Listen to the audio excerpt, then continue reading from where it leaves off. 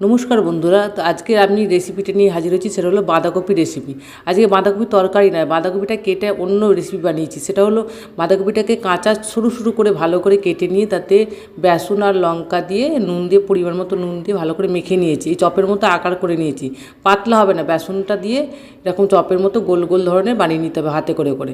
মানে বেসনটা দিয়ে অল্প অল্প করে বুঝে বুঝে জলটা দিতে হবে। তার উপরে কী করেছি আমি, ওপরে তিল ছড়িয়ে দিয়েছি বেশ কিছুটা করে।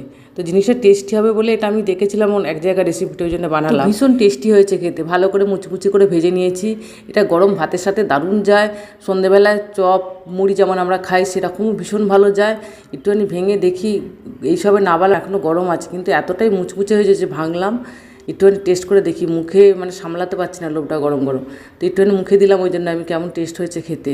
তো যেহেতু কাঁচা ফ্লেভারটা, এত সুন্দর গন্ধটাও ছাড়ছে, ভীষণ সুন্দর সেন্ট ছাড়ছে। তো খেলাম, ভীষণ টেস্ট হচ্ছে, মারাত্মক টেস্ট। তার উপরে যে তিলের কোটটা দিয়েছি, তো এটা তিল মানে বাদাম ব্যাপারটা থাকে, তো বাদাম বাদাম খেতে লাগছে, দারুণ লাগছে খেতে। তো আমি দেখে বানালাম, আমারও ভীষণ ভালো লেগেছে রেসিপিটা, তাই আপনাদের সাথে শেয়ার করলাম। পরেরগুলো আবার কী করেছি, একটু বেশি করে তিলের কোটটা দিয়েছি যাতে খেতে আরও বেশি ভালো হয়। তো কেমন লাগলো রেসিপিটা আপনারা জানাবেন।